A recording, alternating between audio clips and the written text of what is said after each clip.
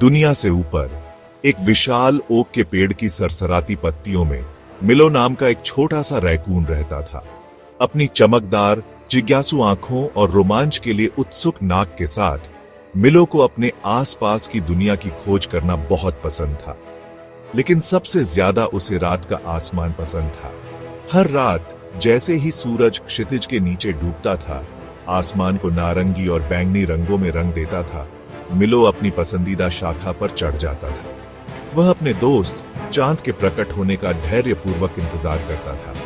चांद गोल और चमकीला दुनिया को अपनी कोमल चांदी जैसी रोशनी से नहलाता था। मिलो को यह पसंद था कि जैसे ही वह पेड़ों से गुजरता था, चांद उसका पीछा करता था। वह अक्सर चांद को अपने राज बताता था, दिन के अपने कारनामों और कल के अपने सपनों को साझा करता था। चांद एक मौन और समझदार साथी धैर्यपूर्वक सुनता था। एक रात जैसे ही मिलो अपनी शाखा पर बैठा, कुछ अलग था। उसने आकाश की ओर देखा। उसकी आंखें परिचित चमक की तलाश में थी, लेकिन आसमान काला था, केवल टिमटिमाते सितारों से बिंदीदार। चांद चला गया था। मिलो की पलकें झपकी, उसकी मूंछें उलझन में फड़क रही थीं। चांद कहां हो सकता है? यह हमेशा वहां रहता था, रात के आकाश में चमकता रहता था। क्या यह कहीं चला गया था? क्या यह खो सकता है? चिंता की एक लहर मिलो पर छा गई। वह चांद के बिना रात के आकाश की कल्पना भी नहीं कर सकता था।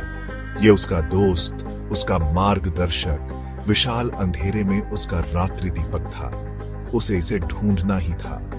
अपनी भरोसेमंद टहनी मशाल और अपने खजानों के लिए एक छोटा सा बैग पकड़कर मिलो ओक के पेड़ से नीचे उतर गया। वह नीचे की ओर भागा। उसका दिमाग संभावनाओं से दौड़ रहा था। जब चांद गायब हो जाते हैं तो वे कहां जाते हैं? उसने मदद मांगने का फैसला किया। जैसे जैसे वह जंगल में गहराई तक जाता गया, उसने अपने रात के पड़ोसियों को पुकारा। उम्मीद है कि कोई चांद के ठिकाने पर प्रकाश डाल सकेगा। सबसे पहले मिलो का सामना एक बुद्धिमान बूढ़े उल्लू से हुआ, जो एक शाखा पर बैठा था। उसकी आंखें अंधेरे में चमक रही थीं। मिस्टर उल्लू, मिलो ने पूछा, क्या आपने आज रात चांद देखा है? ऐसा लगता है कि यह गायब है। उल्लू ने अपने पंख फड़फड़ाए गहरे विचार में। उल्लू ने हूट किया। चांद अक्सर बादलों के पीछे छिप जाता है। शायद यह लुका छिपी का खेल खेल रहा है। आशा में मिलो की आंखें चौड़ी हो गईं। बादल, वह चिल्लाया। बिल्कुल। उसने उल्लू को धन्यवाद दिया और सबसे ऊंचे पेड़ की ओर दौड़ा जो उसे मिल सका। वह शाखा दर शाखा चढ़ता गया, जब तक कि वह बादलों के ऊपर न पहुंच गया। लेकिन अफसोस, चांद कहीं नहीं दिख रहा था। निराश लेकिन दृढ़ निश्चयी मिलो नीचे चढ़ गया और अपनी खोज जारी रखी। वह जल्द ही एक छोटे खरगोश से मिला, जो एक झाड़ी के नीचे तिप्तिया घास खा रहा था। नमस्ते छोटे खरगोश, मिलो ने अभिवादन किया। क्या आपने आज रात चांद देखा है? ऐसा लगता है कि यह गायब हो गया है। खरगोश ने अपनी नाक फड़फड़ाई और अपने पंजे से पास की एक झिलमिलाती झील की ओर इशारा किया। चांद? क्यों, यह वही है, खरगोश ने कहा। उलझन में मिलो ने खरगोश की निगाह का पीछा किया। उसने हाँफते हुए कहा, वहां झील के शांत पानी में परिलक्षित प्रकाश का एक आदर्श चक्र था, बिल्कुल चांद की तरह। मिलो प्रतिबिंब को देखता रहा। उसका दिमाग समझने के लिए संघर्ष कर रहा था। क्या यह चांद हो सकता है? लेकिन यह पानी में कैसे हो सकता है? यह आकाश में होना चाहिए था।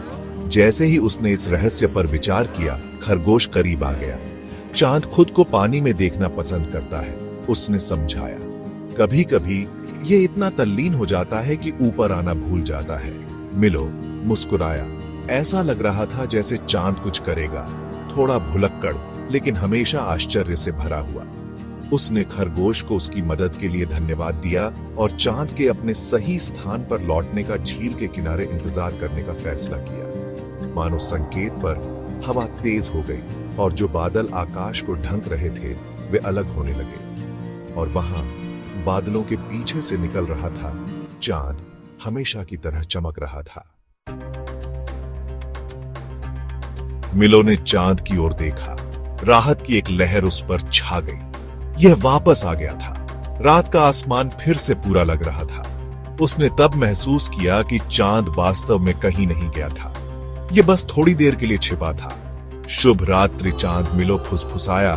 उसके चेहरे पर एक विस्तृत मुस्कान फैल गई। उसने अपने दोस्त चांद और उसके द्वारा उसकी रातों में लाई गई खुशी के लिए कृतज्ञता का अनुभव किया। खुश दिल से मिलो अपने कदम पीछे हटा। चांद उसके घर वापस जाने का रास्ता रोशन कर रहा था। वह अपनी पसंदीदा शाखा पर वापस चढ़ गया। चांद की कोमल चमक के नीचे संतुष्ट और सुरक्षित महसूस कर रहा था। वह जानता था कि जब चांद गायब हो जाता है तब भी यह हमेशा वापस आएगा, उस पर और रात के सभी प्राणियों पर अपनी रोशनी बिखेरता रहेगा।